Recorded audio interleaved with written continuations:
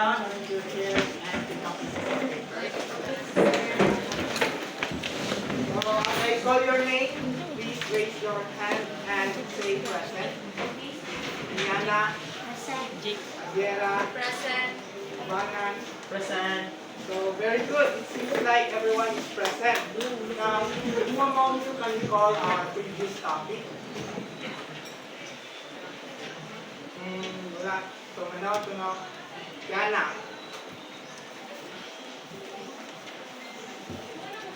It's all about the DNA set.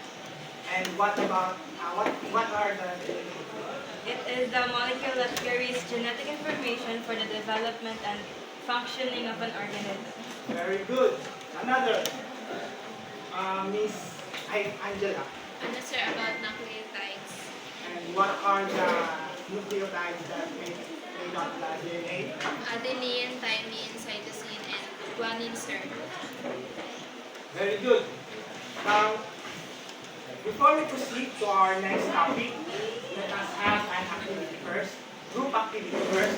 So here in my hand is the class list, and I already divided the group. So for group 1, we have Anyana, Abangan, Abiera, Alini, Gartigo, Katuyan, Caracol, Camisur, Oliviria, the Filmoto, the Noco, and Danoy for the group 1. For the group 2, we have Alex, Inaya, Paukbet, Melendez, Nicola, Vanillo, Lamoste, Nakasa, Magno, Makiran, and Maynambas. And for the group 3, we have Montero, Morales, Pahamupa, Ital Curin, Pueblos, Ricardo, Ramos, Ryan Bonanza, Ridore, Salgado, and Sarah. So for group 1, please stand up and go here. For group 2, here, and for group 3, saan ito na lang.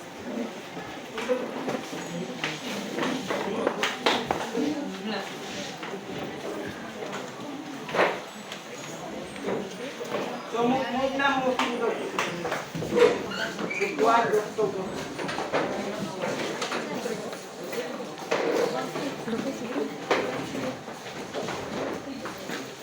So before we proceed to our topic, let's have an activity first.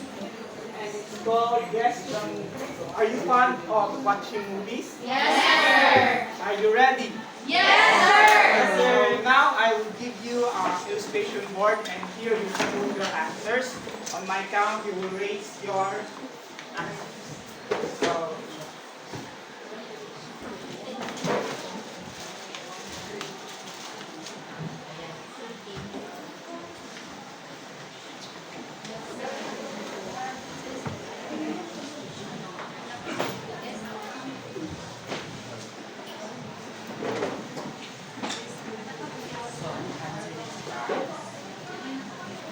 So, first, I'll give you 10 seconds to answer.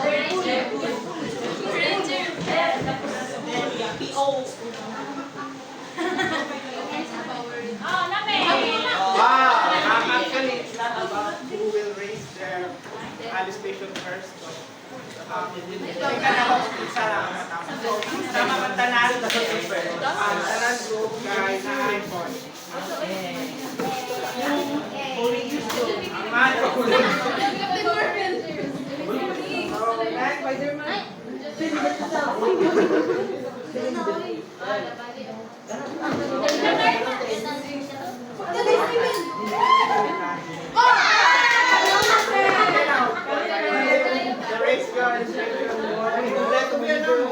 Wala eraser, sir. Ilang.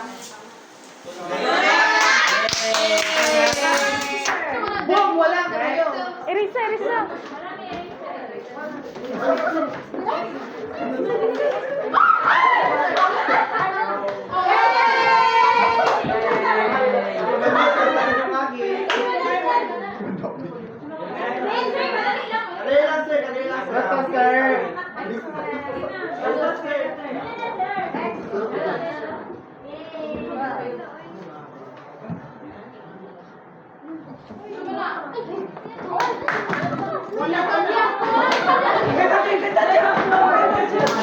What's that?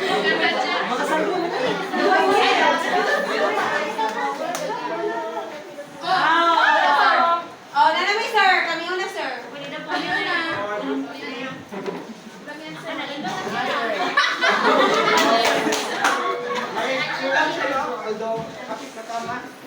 Wala nakatamaan. So, the title is the new... Point 5! Bagong consider na lang natin. Next.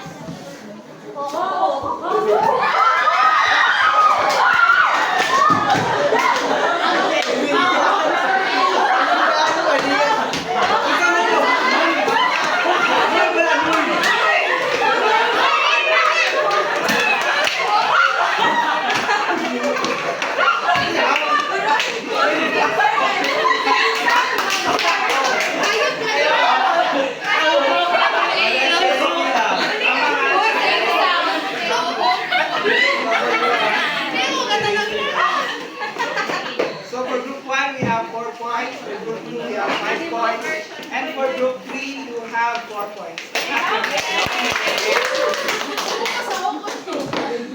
Now, anyone from the group wants to answer? First, what is the similarities of characters in the movie? Yes, Joy. They all have superpowers. Very good. So, tanan sila sa movie no na sila yung superpower. So, next, what are the terms used to call the characters that have superpowers in the movie? Yes. Ani, tama. Ang tawag sila ay Titan. So, last, what do you think are the reasons why they gain those superpowers? Yes, Ian. Based on natin sa movie sir is na-expose na sa radiation. Radiation sir namin na Yes, tama siya, no? So, kailan to, sa itong mga characters, sobra sa exposure sa radiation, nag-alter ang ilang genes. So, from those activities that we have done, what do you think is our topic for today? Yes? I think, sir, it is about mutation. Very good. So, our topic for today is about mutation. But before we go to our topic, let us read our learning objectives first. Miss Eliza, can you please read the learning objectives? Our learning objectives: define what is mutation, create a graphic organizer about different types of mutation, and then the last one is state the importance of understanding mutation. Very good. Now, from those activities that we have done, on your own terms or in your own words, how do you define or explain mutation? Anyone? Yes, Steve? So we all know that mutation is a change in DNA causing new traits. Very good. So, nag-alter daw ang iyang genes. So, next. Yes, Lily. Mutation involves genetic code modification. Tama. So, mag-change ang genetic code sa isa ka human. So, our topic for today is all about mutation. So, what is mutation? Mutation is a change in the DNA sequence of an organism. Mutations can result from errors in DNA replication, during cell division, exposure to mutagens or viral infections. So again, mutagens are the causes of mutations such as radiation, ultraviolet radiation, X-rays like sobra ka exposure sa X-ray. So delikado yung pag magsubra na exposure sa X-ray. That's why kadali lang yung kayagin sa X-ray. And also mga hard chemical substances. So, let's have another activity first. But before that, you need to take some important notes because we are going to watch some videos.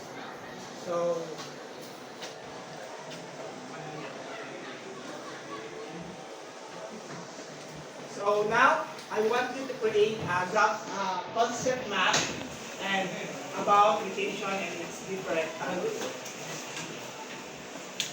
And here are the rubrics for content. Highest point is concept presented or accurate, and also the links. Concepts are well linked for 5 points, and the layout easy to understand.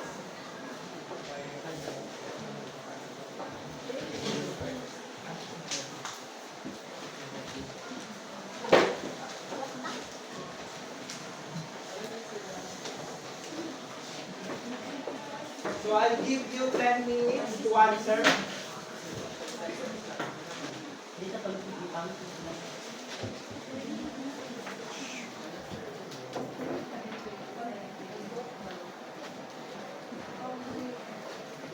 So, put your answer in the board. Salami, sir. Let's check.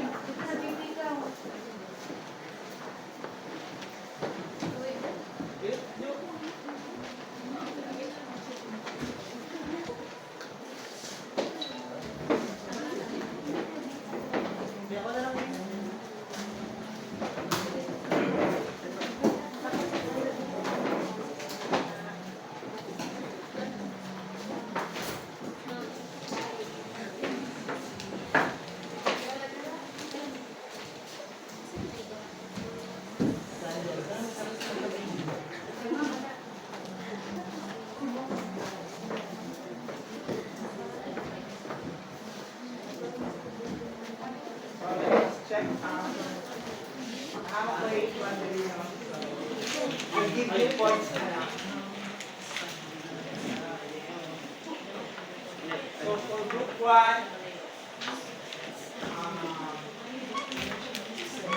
14 points.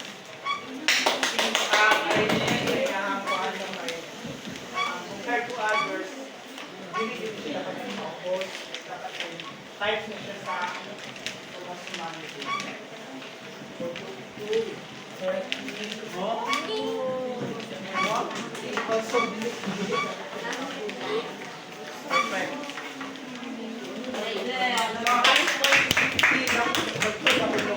So, clap your hands. Now, let's have another activity first in which you are going to put the codons associated with the original DNA and also the amino acid and present it to the class. Okay, so naman tayo tanong sa video.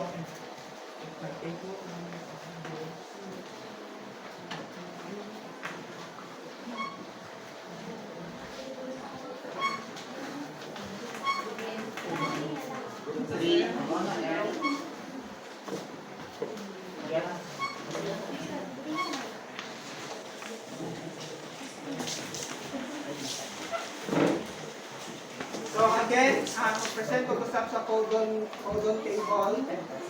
As your guys, lisod na yung memorize ko ang codon.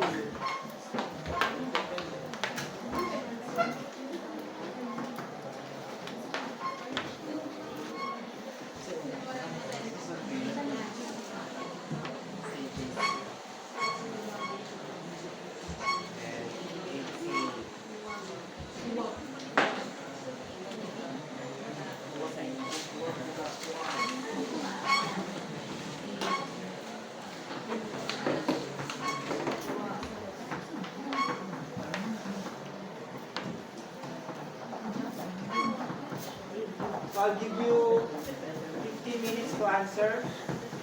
Are you done?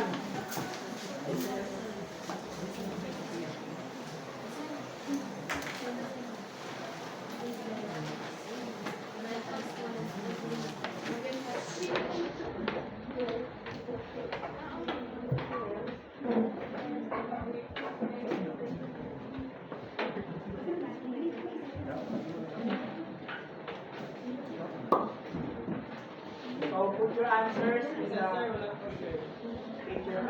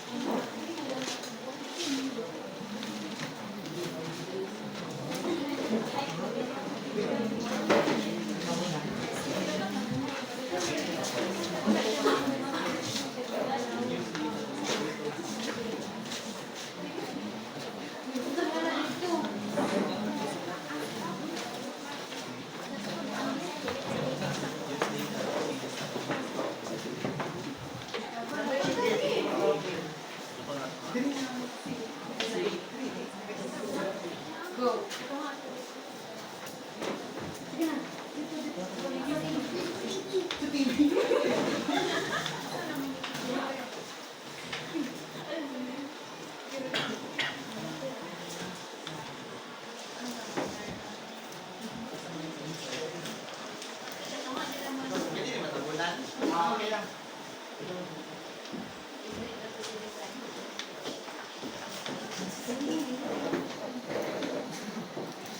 So, who is the reporter for group 1?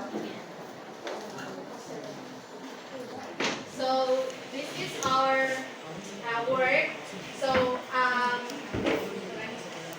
yes, I no. Order is UGA, then AAC, and last name is staff. So as we fill in the mRNA and tRNA, we conclude that our assigned code is nonsense mutation since it creates or the mutated DNA creates a stop codon. So, very good. Tama, no? This is a nonsense mutation. So, again, pag i-encode mo ang original, ang change mo dito is ang AC, Use data to see design. in which pag Group may two. mo siyang mRNA, eh, okay lang, eh, padayo mo na siya. Although, pag nag-mutate ng gene, again, pag mag-expose, ma-expose sa mutagens, and then ang original gene, instead of gene, hindi mo siyang P, ang iyang mRNA then now will produce P stop codon, and therefore we can conclude that this type of substitution mutation is called a nonsense mutation. So, next,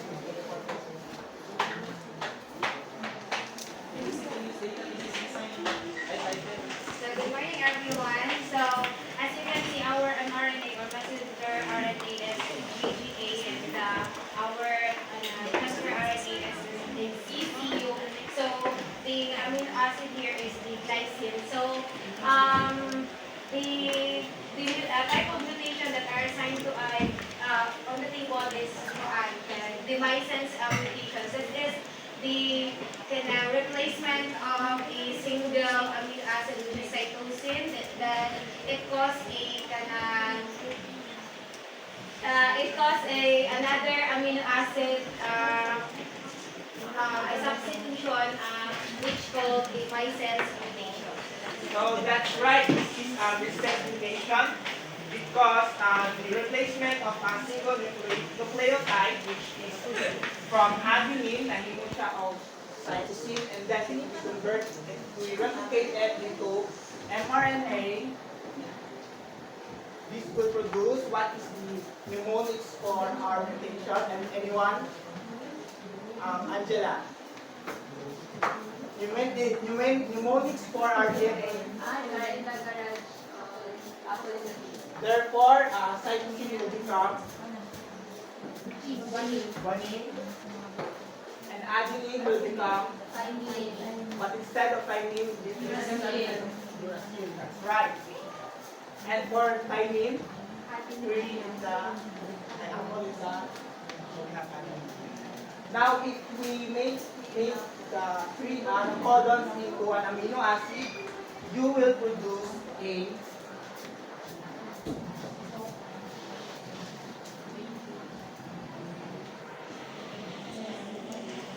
valid, right? Daily.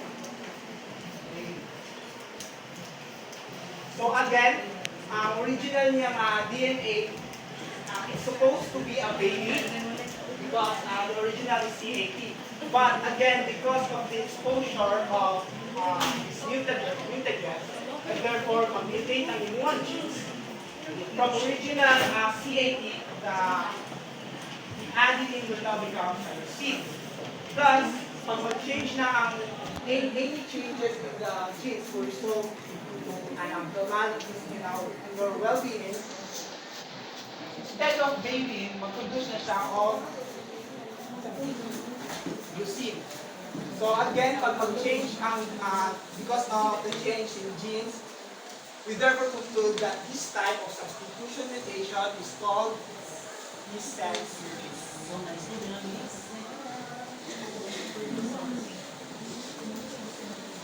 Now for group 3, who is your reporter?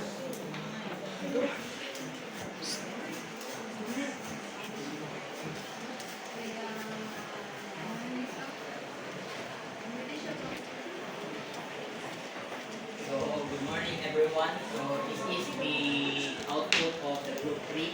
So, placing the mnemonics or the nucleotides in our output is based from the mnemonics, no?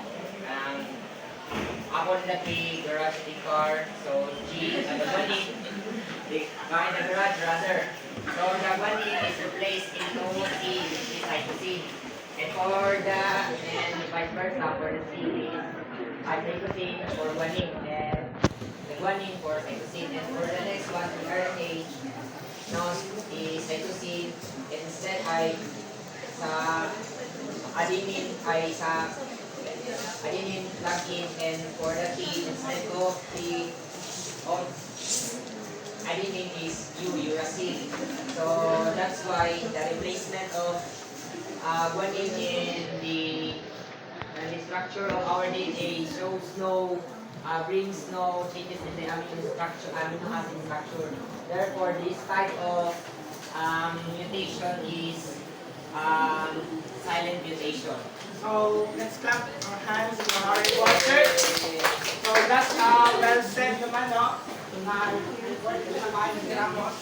So the change is from adenine into guanine, and then if we replicate this into mRNA, the guanine will become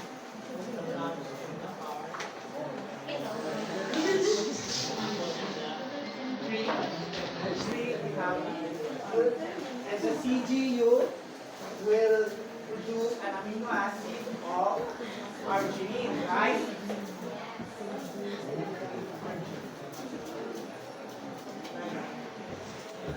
So, although nag-change ang iyahang DNA, but because again, nag-mutate siya, instead of adenine, nahimo o guanine, ang iyahang mRNA will also leave, parehas sa damo ng sulta. Diba?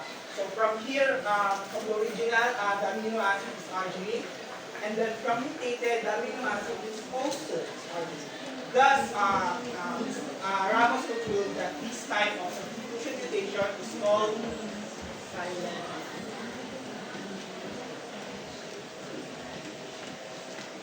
So now, in summary, there are two types of mutations. We have chromosomal mutation and the gene mutation, in which the chromosomal mutations have 4 different examples, such as duplication, inversion, deletion, and translocation. On the other hand, gene mutations have a point mutation, which is substitution, deletion,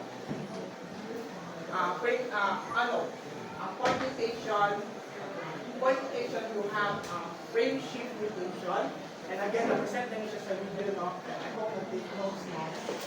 Frame shift mutation, deletion, and all of these are included, all of these mutations belong to the substitution mutation. Again, ang substitution, wala siya na-delete, wala siya na